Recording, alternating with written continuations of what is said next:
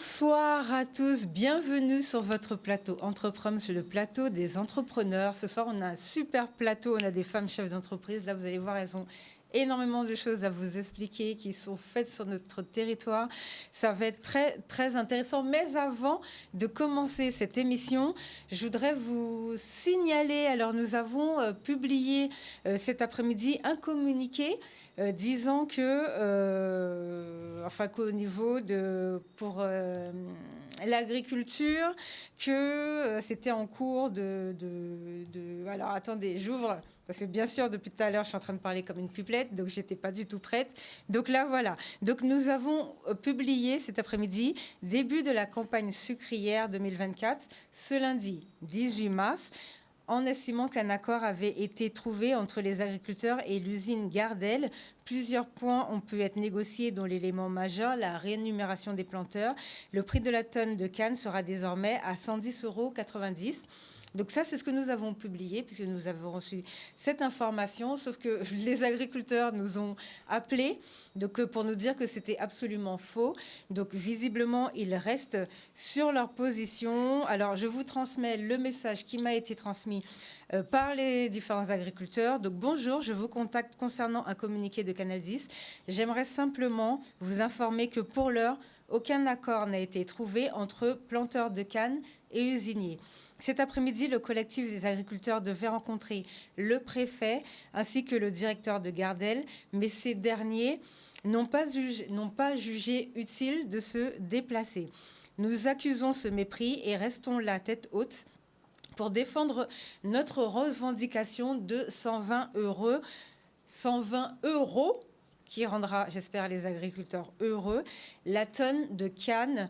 Donc, le communiqué que nous avons publié, c'est pas très ça, c'est pas ça du tout, même visiblement. Donc, les agriculteurs ne sont pas du tout d'accord avec ce communiqué. Donc, ça doit être peut-être une partie, bien évidemment, il faut être deux pour pouvoir signer un accord, hein. Donc peut-être que c'est le business, je ne sais pas, je n'ai pas avancé sur ce point, mais je voulais juste vous dire que ce poste est... Enfin, c'est pas ça, c'est faux.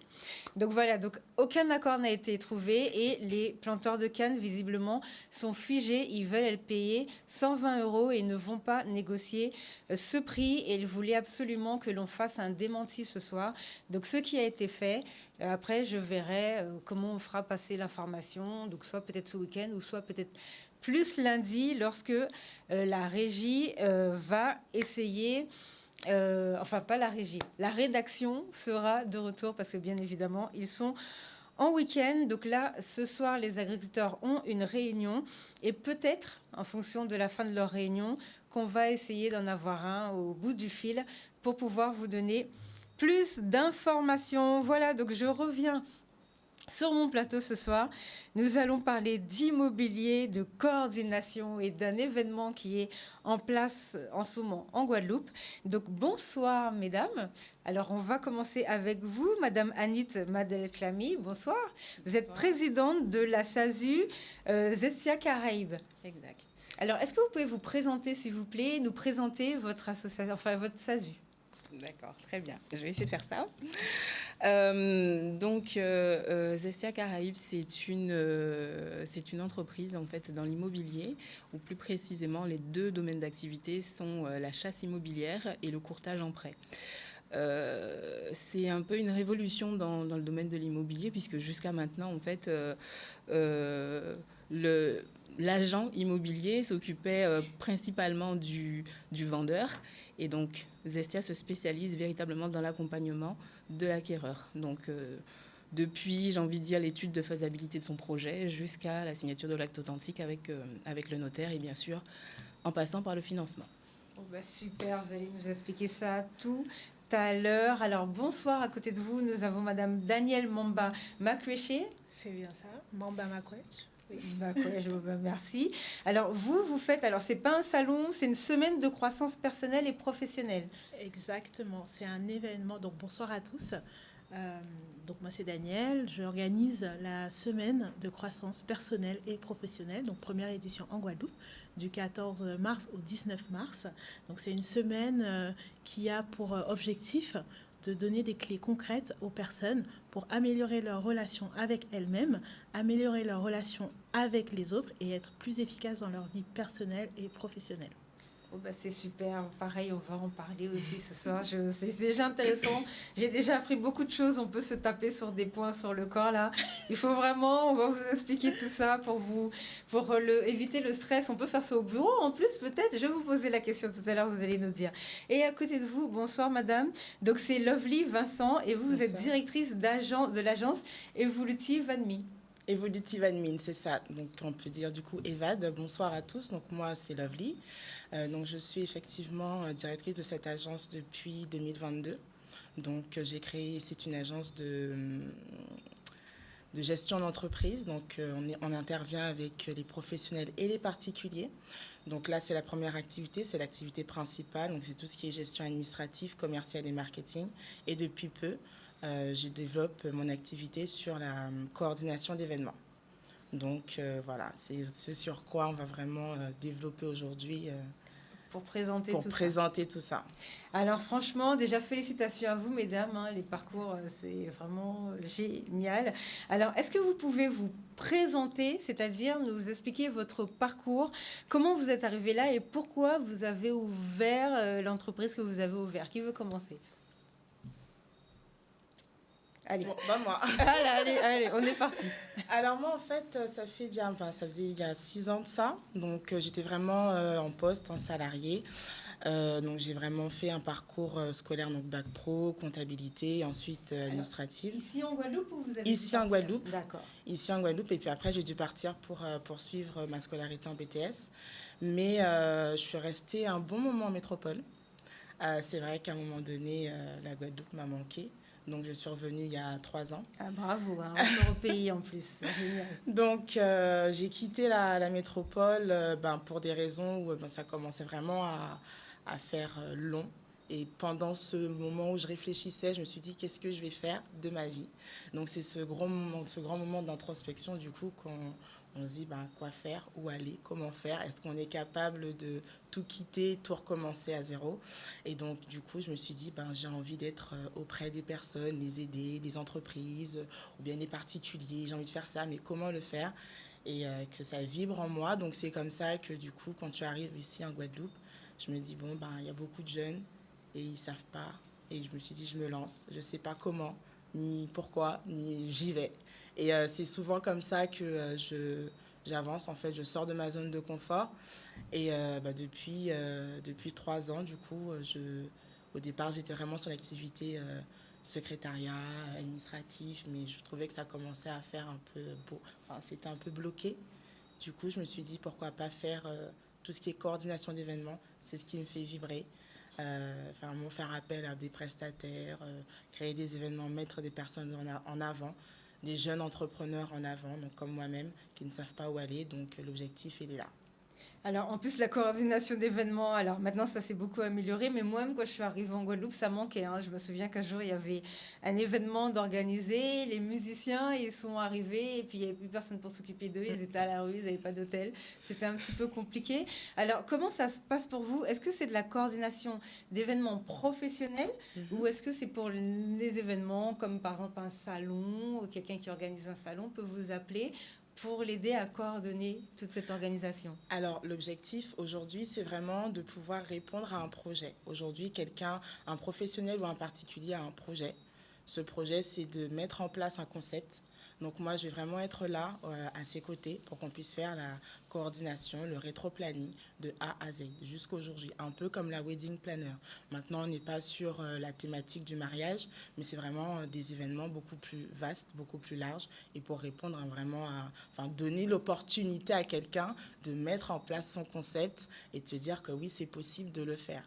Donc après, vraiment, il y a des plans d'action, il y a des choses qu'il faut vraiment mettre en place, il y a un plan à suivre. On ne peut pas coordonner et arriver et se dire, je vais coordonner un événement comme ça. Il faut vraiment faut être bien calé sur ce qu'on fait et savoir que oui, ok, je veux faire ça, je le fais. Alors, vous travaillez en collaboration avec plusieurs agences événementielles en Guadeloupe? Tout à fait. Donc aujourd'hui, j'ai un centre de formation qui est formation, mais également agence événementielle avec qui je travaille. Et effectivement, donc fait appel à moi pour mettre Donc, pour pouvoir en fait mettre en place des actions de formation, mais également pour pouvoir créer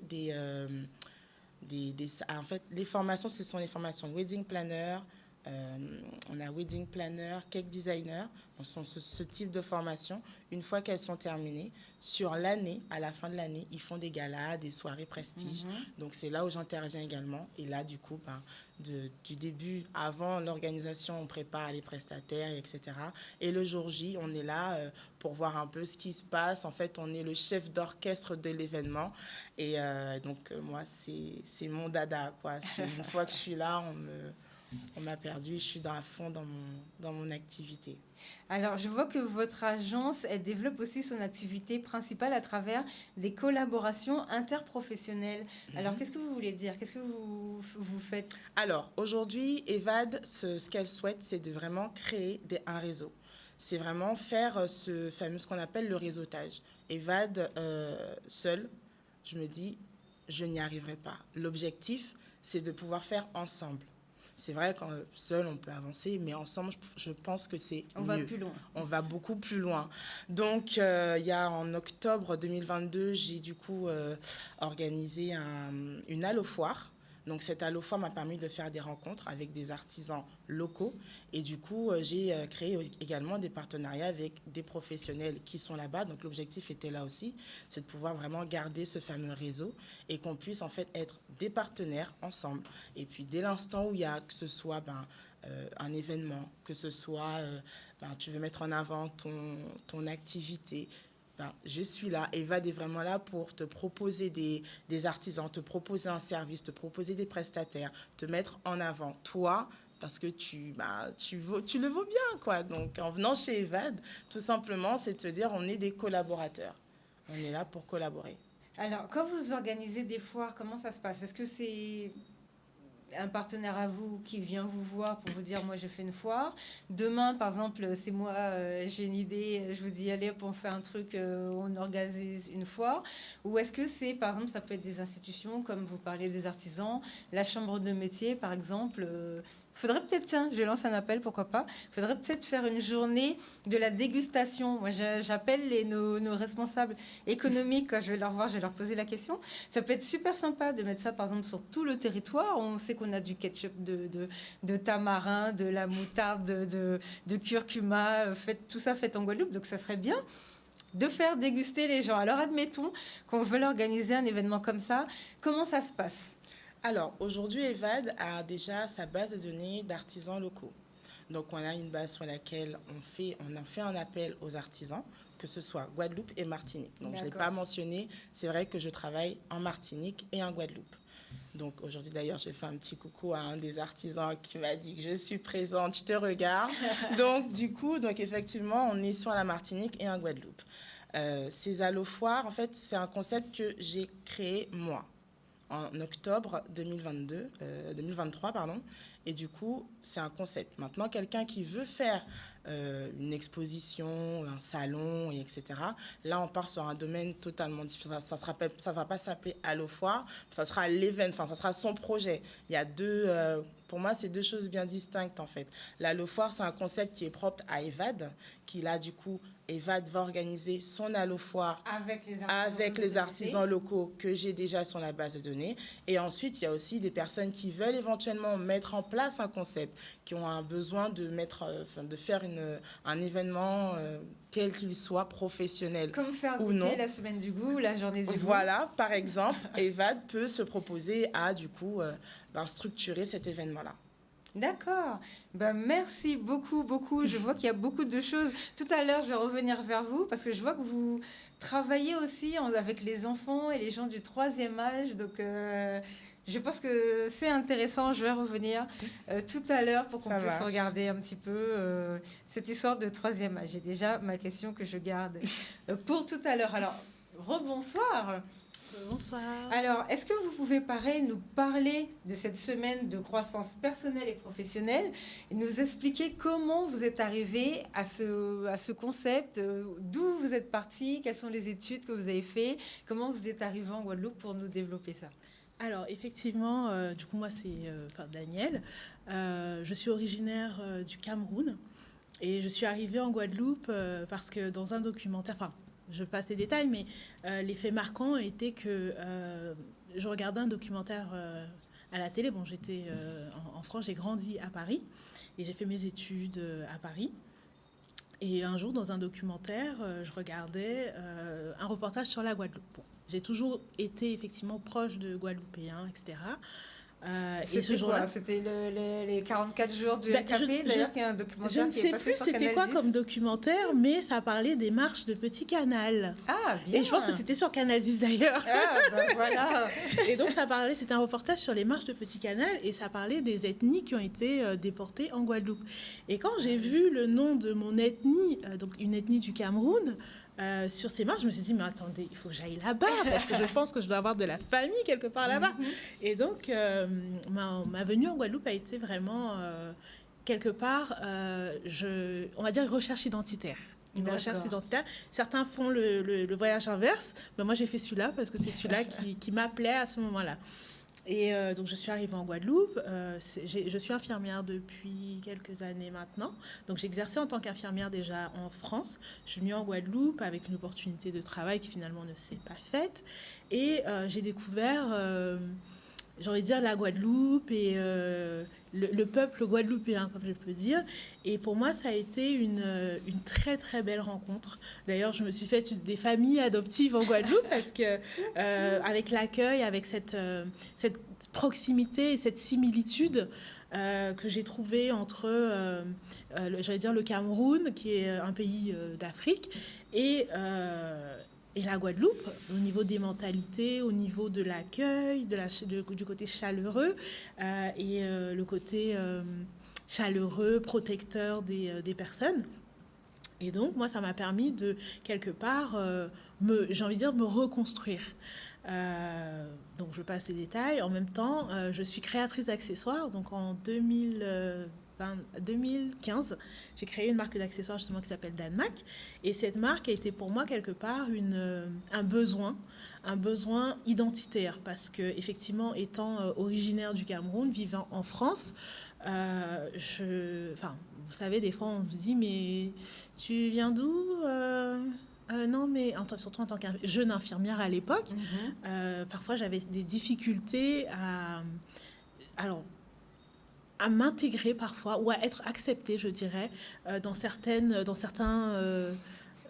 certains patients qui étaient très insistants parce que je leur dis mais moi je viens de Paris.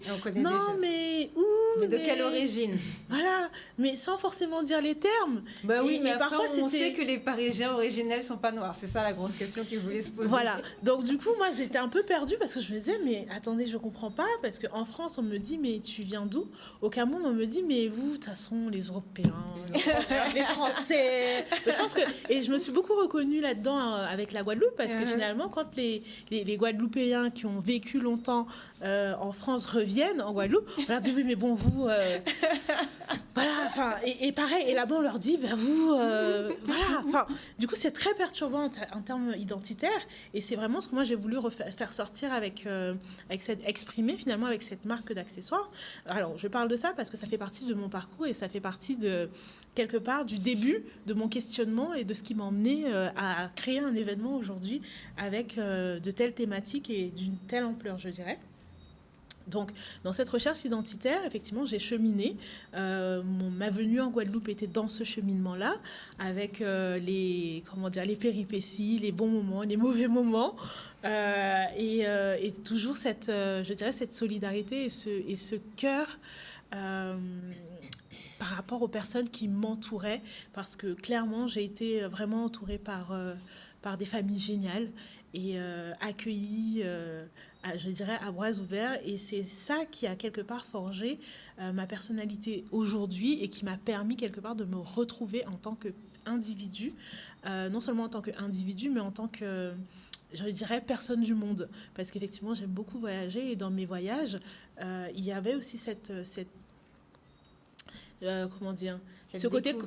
découverte, en fait, j'allais à la découverte de l'autre et finalement j'allais à la découverte de moi-même. Et je trouvais ça vraiment extraordinaire parce que parfois On n'y pense pas. On pense que bon, on voyage, on va regarder un truc et puis bon, voilà, ok, c'est bon, c'est fait, on rentre. Mais finalement, quand on y va avec un esprit ouvert, avec un cœur ouvert, je dirais, on en apprend sur les autres, certes, sur les pratiques de l'autre, sur les coutumes de l'autre, parce qu'on a tous des coutumes où que nous soyons dans le monde, et sur les usages des autres. Et finalement, ça nous en apprend sur nous-mêmes, sur savoir si c'est des choses qu'on peut intégrer, qu'on ne peut pas intégrer, qui font partie de nos valeurs, qui n'en font pas partie. Et quelque part, justement, je pense que le monde fonctionnerait mieux si chacun acceptait l'autre dans sa différence. Parce que de toute façon, nous sommes, je pense, 8 milliards et quelques. Bah, en fait, on a 8 milliards de possibilités et 8 milliards de différences. Donc, c'est vrai qu'il y a beaucoup de choses qui nous rassemblent. Mais dans cet ensemble, nous sommes individus. Alors, ce qui m'emmène finalement à cet événement, j'ai cheminé pendant des années justement dans cette recherche identitaire, dans cette recherche de mission, parce que c'est vrai que je suis infirmière, mais dans le travail concret, je me demandais ce que je pouvais apporter, que ce soit aux patients ou même à mes collègues. Et c'est vrai que j'ai une formation en éducation thérapeutique qui, pour moi, est la base de l'accompagnement. C'est-à-dire, l'éducation thérapeutique, en fait, ça permet d'accompagner le patient dans sa maladie, c'est-à-dire lui permettre d'être acteur de sa santé. Et comme c'est quelque chose qui, pour moi, est fondamental, je dirais même qui est dans mon ADN, j'ai pu mettre en pratique en fait cet apport, que ce soit avec les patients, et finalement parfois je me retrouvais à le mettre en place avec mes collègues. Donc et du coup je me suis dit mais comment est-ce que je peux être plus efficace finalement dans cette quel camp choisir, parce que quelque part en tant que soignant, moi le constat que j'ai fait, c'est qu'on s'occupe beaucoup des autres, mais non seulement on s'occupe très peu de nous-mêmes, et surtout, il n'y a pas vraiment de... Alors, je mesure, je parle de mon expérience à moi qui n'est pas forcément celle de tout le monde, mais il est difficile de trouver des institutions ou de faire en sorte que les institutions mettent en place des moments pour les soignants, pour les personnes qui s'occupent des autres. Oui. Donc, moi, je me suis dit, écoutez, puisque moi, je ne vois pas en tant qu'infirmière, moi, on ne m'a jamais proposé de me dire, prenez ce temps-là, allez faire ci pour mieux vous ressourcer, mettre une formation en place pour apprendre ne serait-ce qu'à s'exprimer dans des situations difficiles. On a pu le voir avec Covid, où le personnel soignant était vraiment désœuvré. Et non seulement on a ce côté institutionnel qui... parfois, avec les exigences, etc., mettent un peu de côté le bien-être, le mieux-être des soignants. Employés, voilà. Ouais. Et ces soignants qui, eux, doivent malgré tout s'occuper de quelqu'un d'autre. Donc, quand on est mal à l'aise, ça doit être compliqué de faire ça. Voilà, comment s'occuper correctement de quelqu'un lorsqu'on n'est même pas à l'aise soi-même. Donc, c'est... peut-être que c'est possible, mais en tout cas, c'est pas très efficace. On peut regarder juste l'état de nos hôpitaux actuellement. Oui. On comprendra sans que je n'ai besoin d'expliquer. Donc, je me suis dit, mais comment faire pour pouvoir apporter, parce que dans mon côté infirmier, c'est vrai, mais j'ai été aussi formée et accompagnée, en fait. J'ai pris sur moi, sur mon temps, sur mes finances, etc., pour aller me faire former, pour aller participer à des événements qui participent à mon épanouissement, finalement. C'est vrai que parfois, ça a un coût, mais je pense que ma santé et mon bien-être n'ont pas de prix, en fait. Et j'ai investi en moi, parce qu'on vous dit souvent investissez en vous, effectivement. Il est important d'investir en soi, parce qu'on peut nous enlever peut-être tout ce qu'il y a en extérieur de nous, mais on ne peut pas nous enlever qui nous sommes. Et quand on trouve qui on est, peu importe la situation, on arrive à s'adapter. Et c'est vraiment ça que je veux apporter à travers cet événement, donc la semaine de croissance personnelle et professionnelle, c'est de pouvoir dire aux personnes, c'est possible en fait, c'est possible de le faire. Et ce qu'il faut, c'est juste que vous-même, vous vous occupiez d'abord de vous. On s'occupe d'abord de soi avant de pouvoir s'occuper de l'autre. Donc là, c'est vraiment une semaine où on prend du temps pour soi, on prend du temps pour se découvrir, d'ailleurs à travers les différentes thématiques, de se découvrir soi-même et de découvrir les relations qu'on a avec soi pour pouvoir améliorer les relations avec les autres. Bon, d'accord, franchement, super. Merci beaucoup pour toutes ces explications. Pareil, je reviendrai tout à l'heure vers vous pour voir quelles sont les différentes activités, parce que je sais qu'il y a du présentiel, il y a du Zoom. Vous allez nous expliquer tout ça et nous expliquer cette histoire de je tamponne sur mes clavicules ou bien si je suis stressée sur mes yeux. Vous allez nous dire un petit peu ce qu'on peut faire si on est chef d'entreprise, on est dans son bureau, on est stressé, comment on peut se déstresser au niveau du corps. Vous allez nous expliquer ça. Alors, et ensuite, bonsoir. Alors, pareil, est-ce que vous pouvez nous parler de votre parcours et nous expliquer comment vous avez eu l'idée d'ouvrir une entreprise pour l'immobilier et comment vous avez vu, est-ce qu'il y a un manque, comment ça s'est passé? Alors, mon parcours, tout d'abord, je ne viens pas du tout de l'immobilier. Non, mais alors, absolument pas du tout. Donc, moi, j'ai un cursus scolaire dans le commerce, les langues. J'ai travaillé dans les télécoms, la sécurité, mais absolument pas ce domaine. Et c'est en revenant, en fait. C'est un retour aussi au pays. C'est ça. Bravo. Que je me suis rendu compte de certaines petites choses. Et puis, au fur et à mesure, en fait, j'ai commencé à véritablement regarder mon environnement, à me poser des questions, à chercher des réponses, des solutions. Et en parlant autour de moi, en fait, en disant que, je pense qu'il faudrait peut-être prendre les choses autrement, les faire peut-être autrement, et des petites choses comme ça. Et puis, j'ai une petite voix, une deuxième, une troisième qui m'a dit, mais pourquoi toi, tu le ferais pas, finalement?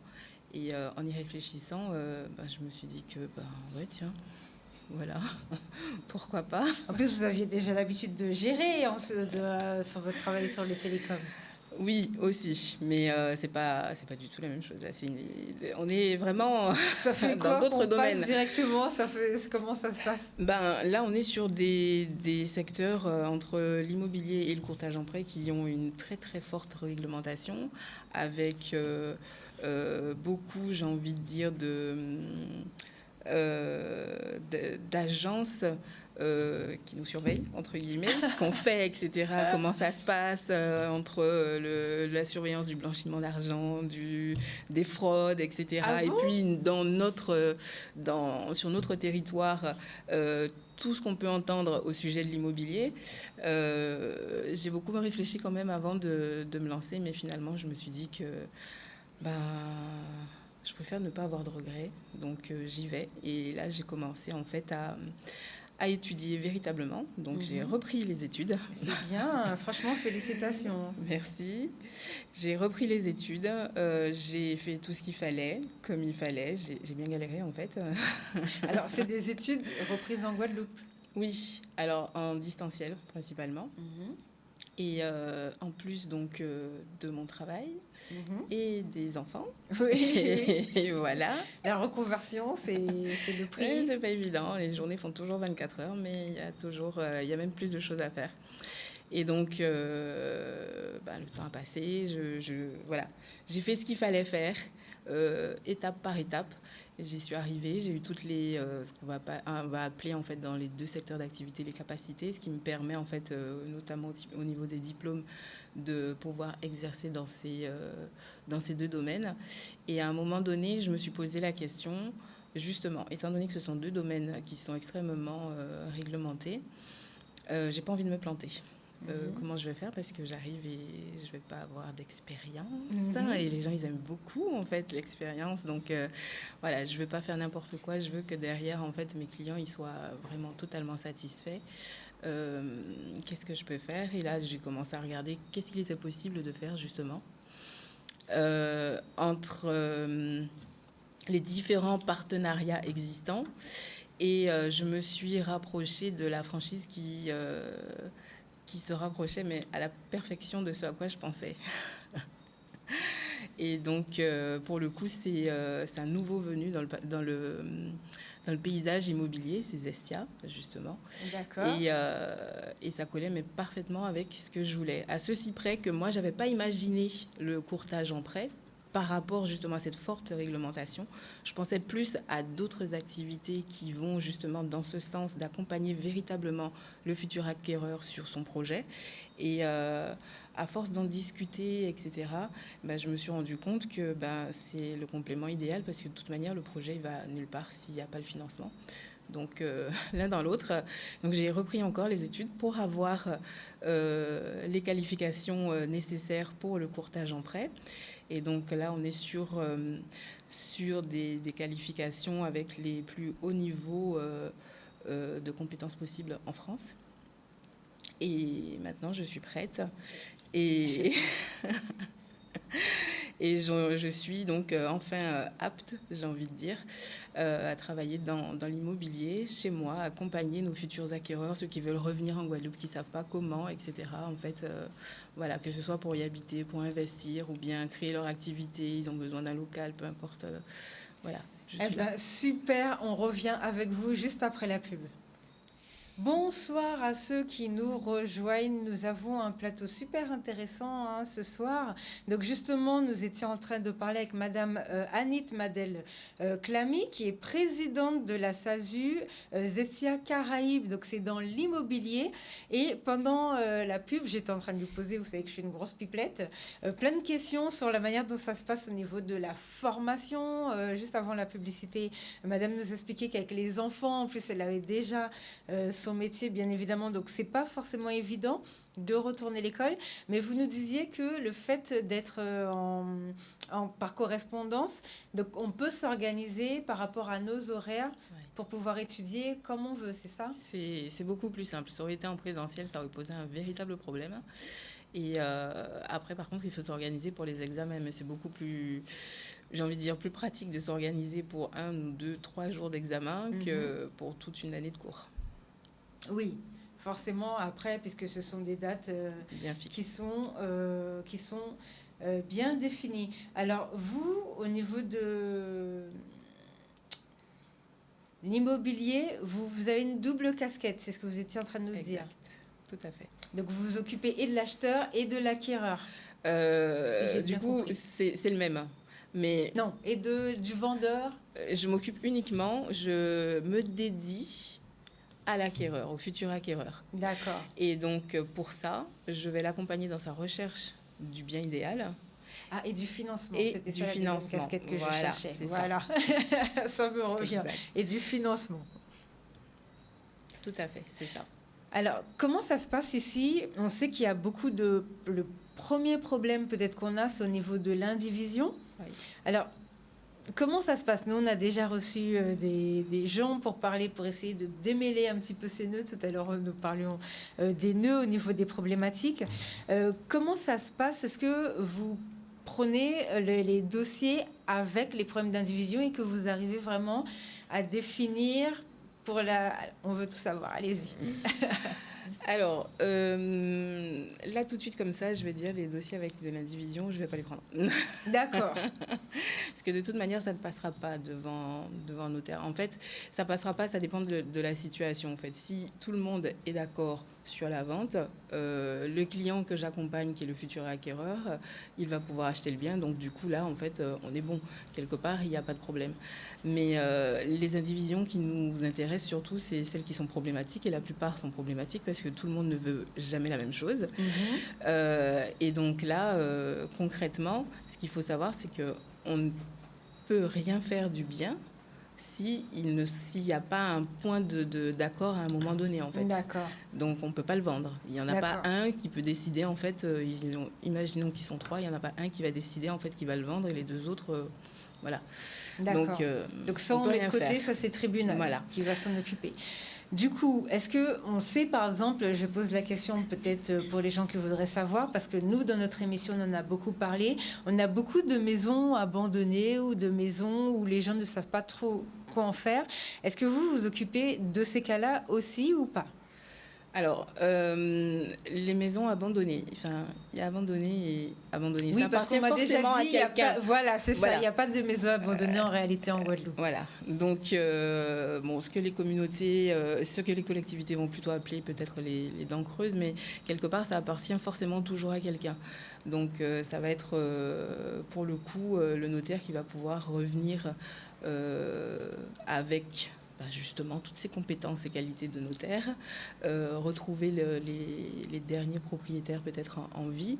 Mais c'est surtout à ces personnes-là aussi, à un moment donné, de se manifester, de faire quelque chose et savoir justement ce qu'elles souhaitent faire ou pas de ce bien, hein, plutôt que le laisser en déperdition, parce que concrètement, un bien qui est là, qui est en train de s'auto-détruire, c'est un peu c'est de l'argent en fait qu'on perd. Oui, c'est de la perte, Parce c'est que tout, quoi. de toute manière, généralement, il y a au moins une taxe foncière dessus. Donc, pas utilisé, c'est vraiment de la perte et c'est un peu dommage. Donc, il y a plein de choses qu'on peut faire en Guadeloupe avec tous ces biens. C'est un peu dommage véritablement de les laisser comme ça. D'accord. Et du coup, comment ça se passe la chasse de biens? Alors, comment ça se passe, la chasse de biens? Moi, en tout cas, comment est-ce que je travaille? La première étape, véritablement, c'est un entretien avec mon futur client. Je vais vérifier aussi au niveau de la faisabilité de son projet, entre l'adéquation entre ce qu'il veut et ce qu'il est capable de faire. Parce que souvent, on a beaucoup d'ambition, on veut faire plein de choses, mais ça va être aussi mon boulot de dire concrètement, ça c'est pas possible, ça va être possible, ou ça on peut attendre, ou il faut faire comme si, enfin bon, bref, voilà. Donc peut-être que je vais aussi dire les choses que vont pas forcément dire les banquiers. D'accord. Donc une fois que cette étape-là, elle est passée, si on est d'accord sur le cahier des charges, donc sur ce que le client souhaite véritablement et qui est possible de faire, que je saurai justement par rapport à ma casquette de courtier, à ce moment-là, je pars avec ce cahier des charges et je vais chercher le bien. Et j'ai la possibilité, justement, ce qu'il y a de génial dans mon boulot, c'est que je peux accéder aux biens qui ne sont pas forcément sur le marché. Donc, trouver des petites pépites, des choses qui sont sympas et à des prix tout à fait intéressants et pour le vendeur, pour le coup, et l'acquéreur. Et donc, c'est moi qui vais m'occuper de toute la partie négociation aussi. Je vais faire les visites pour mon client, je vais lui faire les comptes rendus et lorsqu'il ira sur le terrain, véritablement, ce sera pour confirmer son choix par rapport à tout ce que j'aurais fait en amont. Alors, comment les gens font pour s'inscrire dans votre agence? Les gens qui ont un bien, qui voudraient le louer ou le... C'est seulement de la vente que vous faites ou est-ce que vous faites aussi de la location? Alors, pour l'instant, c'est principalement de la transaction et donc, comme je m'occupe exclusivement de l'acquéreur, donc de l'achat. De l'achat, d'accord. Voilà. Et, mais par la suite, on va pouvoir aussi faire de la gestion, donc... des biens en location à s'occuper en fait sur tous les points possibles entre les entrées, les sorties, la partie administrative, etc. Voilà. Mais pour l'instant, c'est véritablement de l'achat.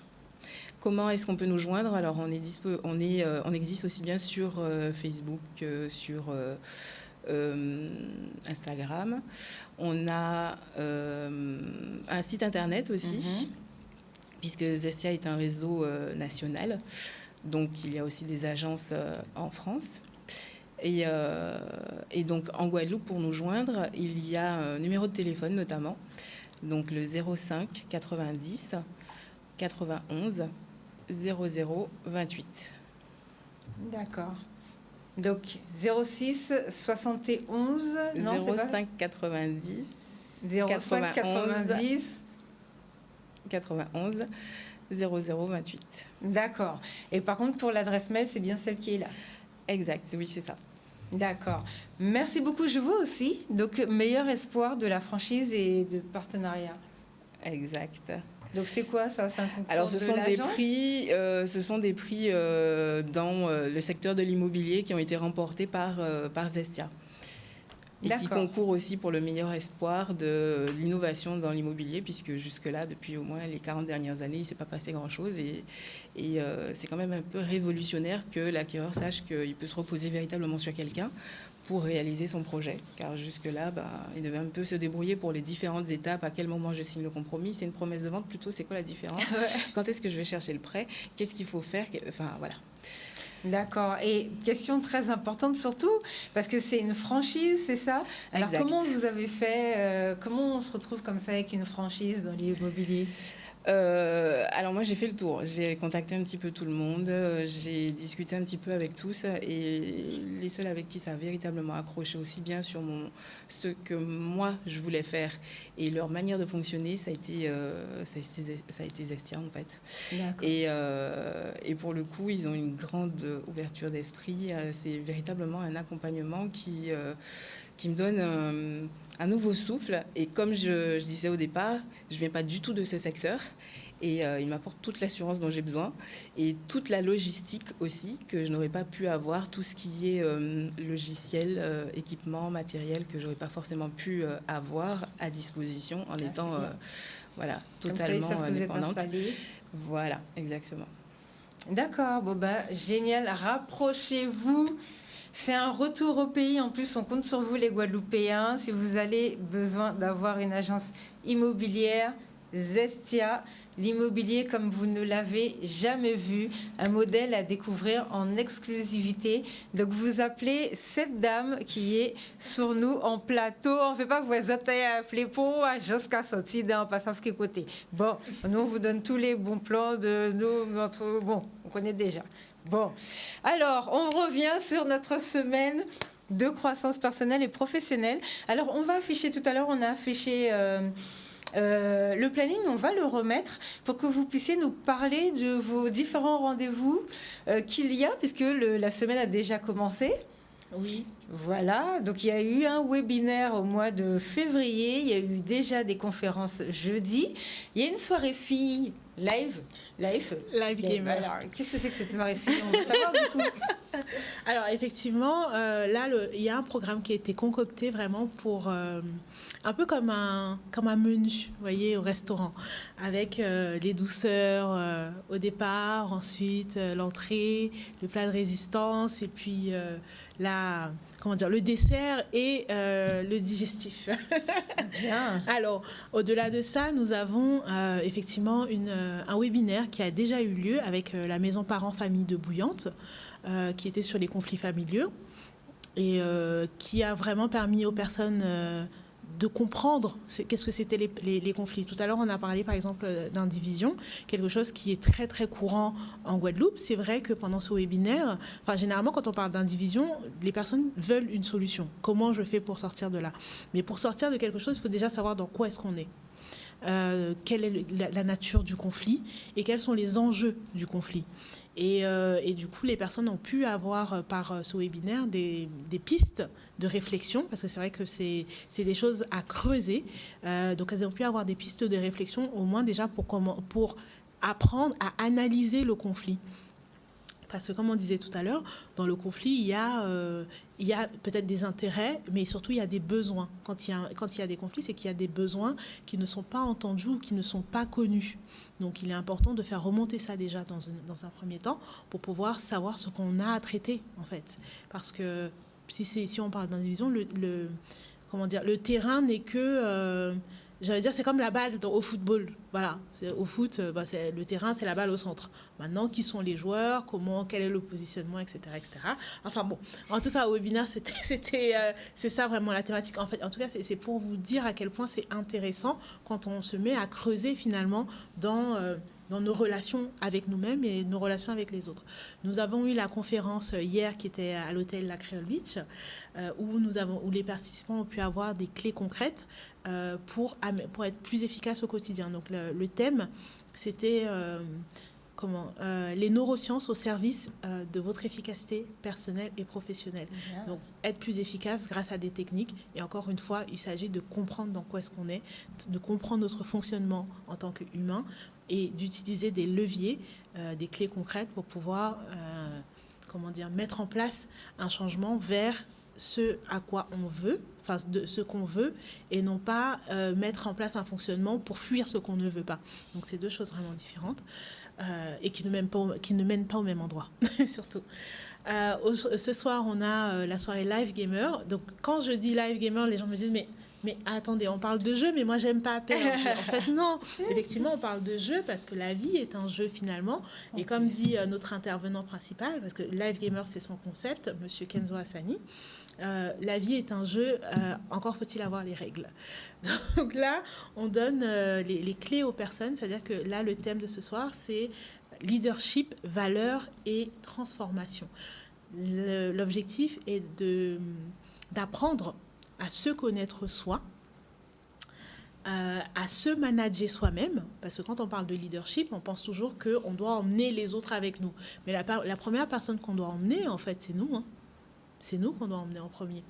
Donc encore, ça revient à ce que je disais tout à l'heure par rapport au fait que dans mon métier d'infirmière, il y avait ce côté où on prend soin des autres, mais on ne prend pas assez soin de soi.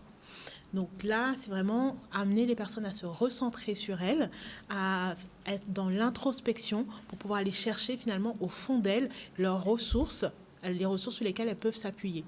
Donc ça, c'est la soirée Live Gamer. Donc, et tout ça en ludique, de façon ludique. Donc c'est vrai, c'est du jeu, mais une des meilleures façons d'apprendre, c'est par le jeu. Demandez aux enfants. Mais du coup, vous avez grands enfants. Le samedi 16 et le dimanche 17 ? Alors, samedi 16, dimanche 17, c'est un séminaire. Donc, un séminaire sur 2 jours qui aura lieu à la Creole Beach. Et dans ce séminaire, on parle d'alignement, de sagesse et de science. Donc, l'objectif est de voir comment, avec les sciences actuelles, notamment les neurosciences, parce que notre intervenant, M. Kenzo Hassani, est expert en neurosciences, avec les neurosciences et les sagesses ancestrales et spirituelles. Parce que c'est vrai qu'on n'ose pas trop parler d'ancestralité et de spiritualité, et pourtant, c'est d'où nous venons, finalement. Et pour savoir où on va, il est important de savoir d'où on vient, et surtout d'être en paix avec là d'où on vient.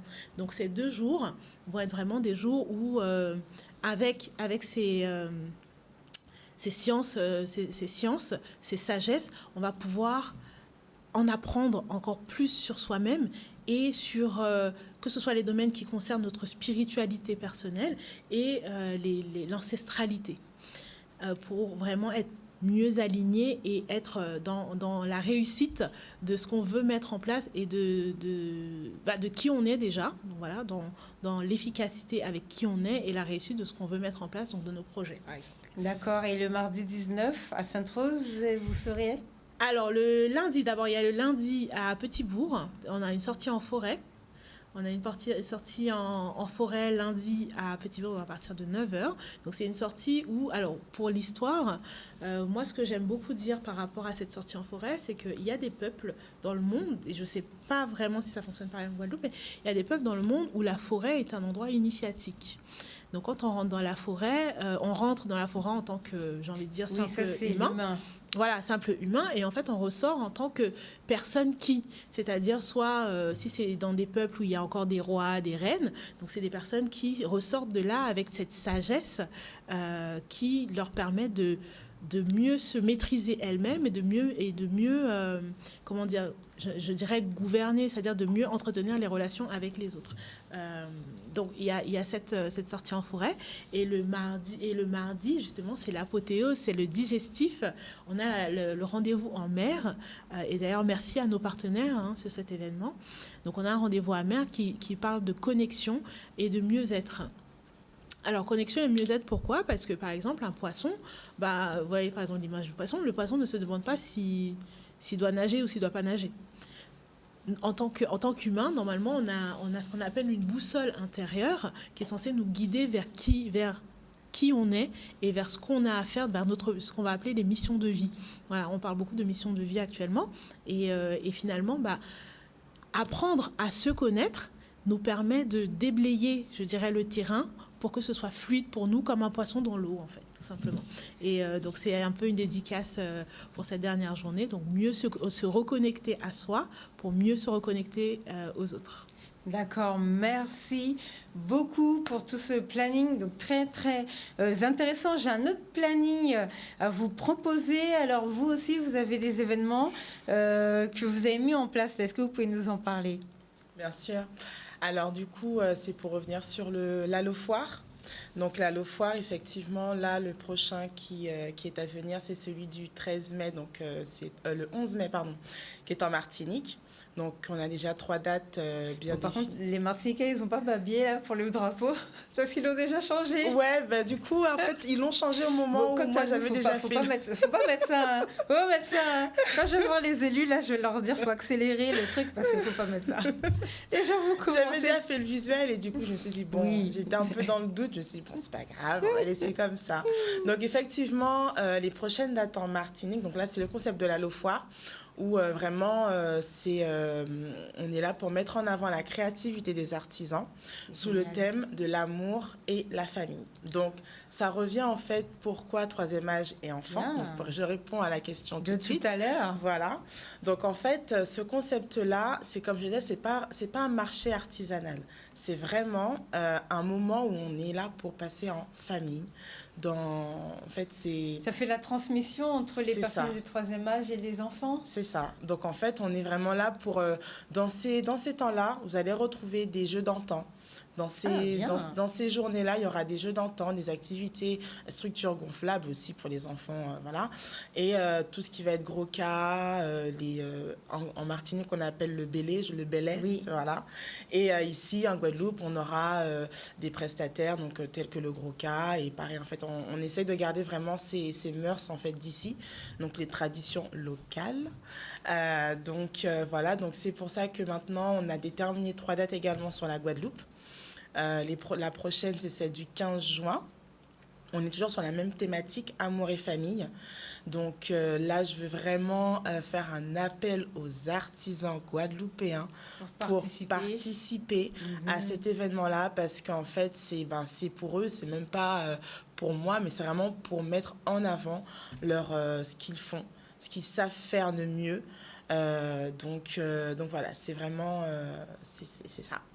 D'accord, donc si j'ai bien compris, le 10 août et le 6 juillet, c'est le même thème aussi C'est ça. Alors c'est quoi? Quel thème? En fait, on reste toujours sur la thématique amour et famille. D'accord, donc c'est 3 dates pour la même thématique sur chaque territoire. Exactement. C'est super. C'est toujours la même thématique. Je vais garder cette thématique parce que ça me parle.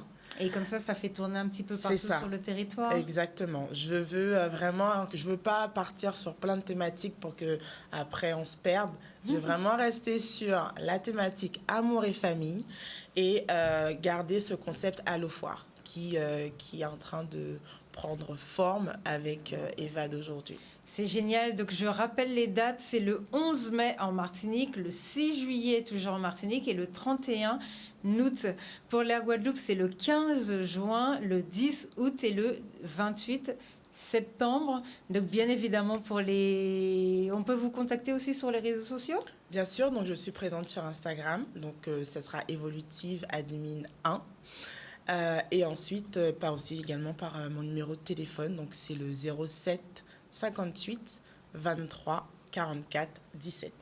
Alors, rapidement, avant qu'on finisse, avant la question, le numéro, si on veut vous contacter.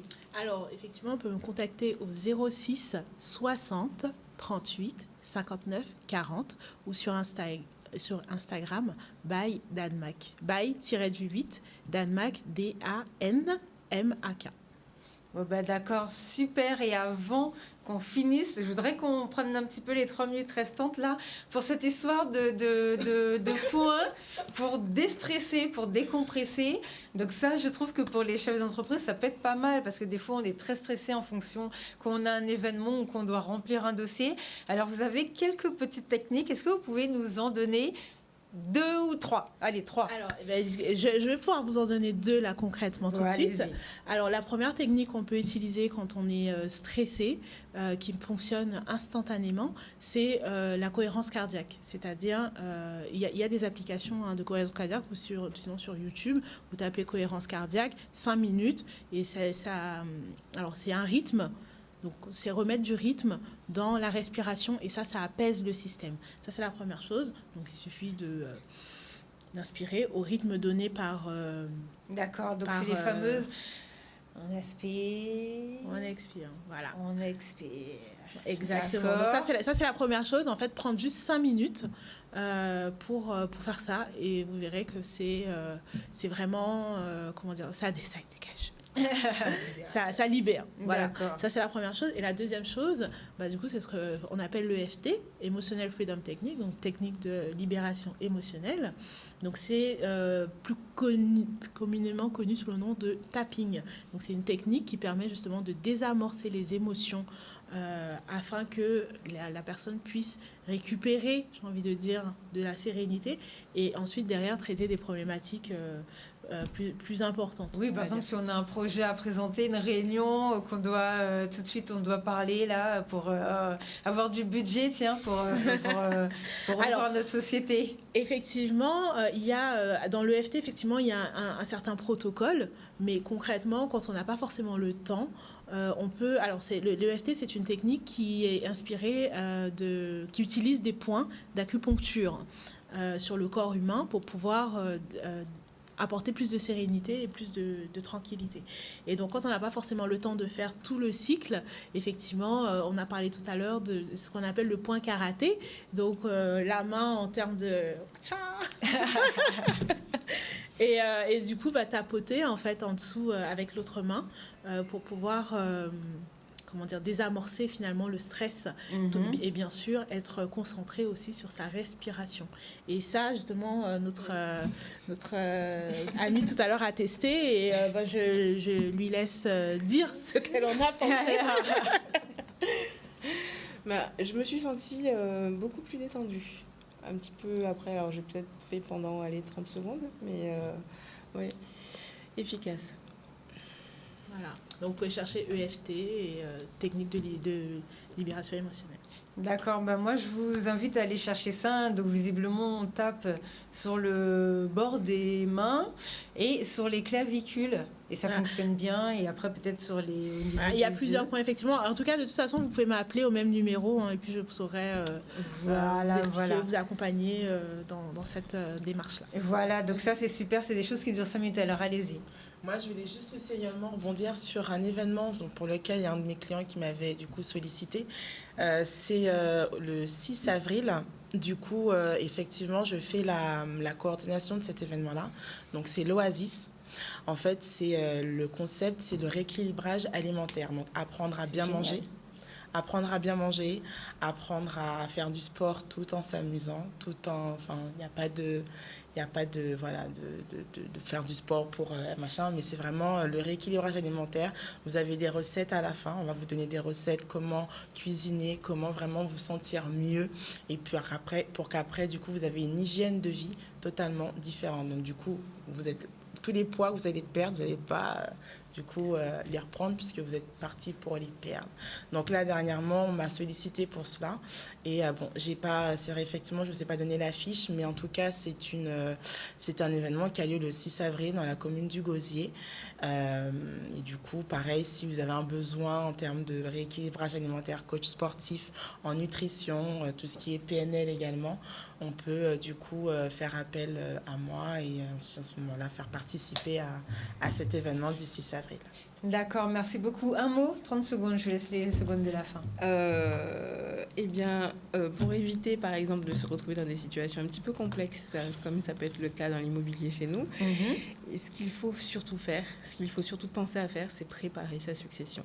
Oui, important. Voilà, et donc je vais accompagner aussi là-dessus. Important ça. C'est vrai que comme il y a des assurances-vie, il faut penser aussi à faire les documents. C'est pas juste du testament. Ça évite d'autres choses. Les indivisions et tout, effectivement.